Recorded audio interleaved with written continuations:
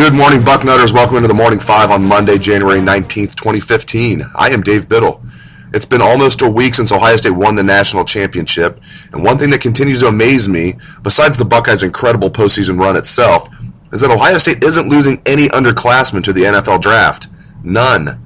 All of them decided to come back. Taylor Decker, Adolphus Washington, Cardale Jones, Michael Thomas, on and on and on. We're so accustomed to seeing multiple Ohio State players leave early for the draft each year, and it's quite surprising there's not even one guy leaving early from a national championship squad. The Buckeyes will be stacked in 2015 with 7 starters returning on each side of the ball, plus all their special team standouts will return as well. The Buckeyes will have a very good chance at accomplishing a rare repeat national title, although just savor this one for now because you never know what's going to happen. Everyone thought the 2003 Buckeyes would be even better than the 2002 team, and we know what happened there. But the 2015 Buckeyes are shaping up to be a juggernaut. Before we get to recruiting, let's tackle the big question for Ohio State heading into next season, the quarterback quandary. I think Cardale Jones will be the starter and JT Barrett will battle him for the job. I think both guys will play, although not in a true platoon role. I just don't see a guy like Barrett that set the Big Ten record for touchdowns this past season not getting a chance to play at all other than blowouts. Likewise, I don't see a guy like Jones that just led the Buckeyes to the national championship with an incredible 3-game run not getting a chance to play. It's a good problem for Urban Meyer to have, but it's going to be an interesting one to follow. As for Braxton Miller, my gut continues to tell me he won't be back at Ohio State. I think if his shoulder is showing good progress, he will enter the supplemental draft this summer. There's also the chance he transfers.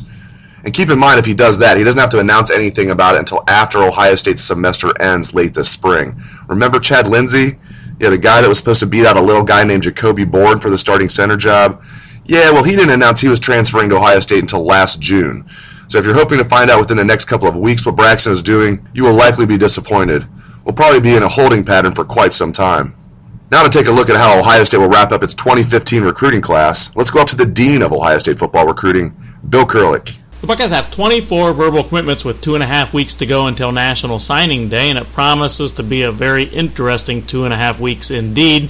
This coming weekend, Friday, January 23rd, prospects will begin arriving for official visits to Ohio State, and then on Saturday, January 24th, the Buckeyes will hold a big national championship celebration, and then on Saturday, January 25th, the official visits will wrap up, and also the Ohio State staff will host a big junior recruiting day. So who are the top targets left as the Ohio State staff finishes out this recruiting season? Well, interestingly, one wide receiver, KJ Hill, decommitted from Arkansas over the weekend and says he will make an official visit to Ohio State this coming weekend, January 23rd. The Buckeyes also will host this coming weekend on official visits offensive lineman Isaiah Prince and Venzel Boulware, as well as defensive lineman Terry Beckner. Those certainly are top targets remaining on the Ohio State recruiting board.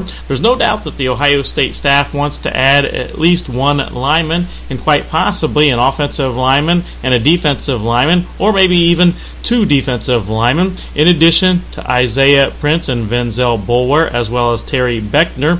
Defensive end athlete Porter Gustin is scheduled to make an official visit to Ohio State January 30th, as is defensive lineman Austin Robertson. Certainly, they also are prospects the Ohio State staff would be interested in adding to this class. And in the case of Porter Gustin, he is definitely a top remaining target.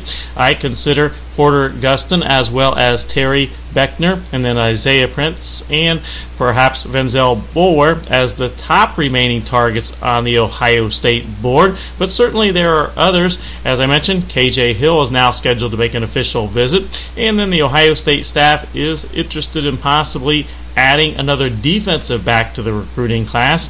And certainly the Ohio State staff will continue to turn up prospects, in some cases prospects committed to other schools, as possible targets as signing day nears. Urban Meyer and his staff do a great job. They have, since they have been at Ohio State, in finishing off classes. Certainly there's no reason to think that they won't do the same this recruiting season. As I mentioned, there's 24 commitments, but the Ohio State staff continues to recruit like they were at perhaps 20, and certainly it's going to be very interesting. The Buckeyes definitely got great news on this past weekend as Joe Burrow, Mr. Ohio, announced that he is firmly 100% committed to Ohio State. He had a home visit on Thursday night from Urban Meyer and Beck, and Sunday announced that his recruitment is over, that despite a call from Jim Harbaugh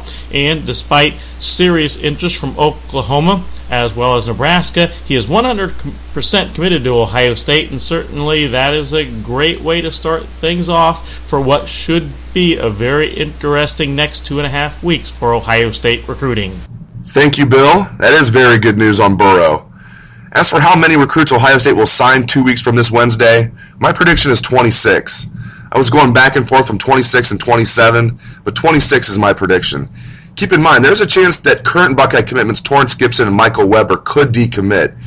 Gibson says his Auburn visit, quote, changed things a lot, and there are rumors that Weber is strongly considering flipping to Michigan and Jim Harbaugh. Hey, what would the weeks leading up to signing day be without some drama? The bottom line is that Urban Meyer has earned your trust, and he will finish with another top class. You know that. The only question is how highly it will be ranked and how many recruits will be in it. Right now, Ohio State is ranked 7th in the 24/7 Sports Composite. Urban Meyer has landed a top 5 class in each of his first 3 years at Ohio State, including the first year when he had about 2 months before signing day. The 2012 class was ranked 5th in the country.